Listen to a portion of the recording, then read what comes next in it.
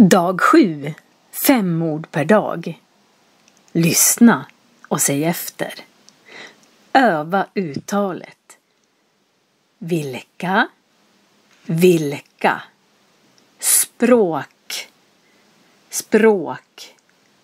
Talar, talar. Engelska, engelska. Svenska, svenska. Vilka språk talar du? Vilka språk talar du? Jag talar svenska. Jag talar svenska. Jag talar engelska. Jag talar engelska. Och du, vilka språk talar du? Och du, vilka språk talar du? Jag talar svenska och engelska.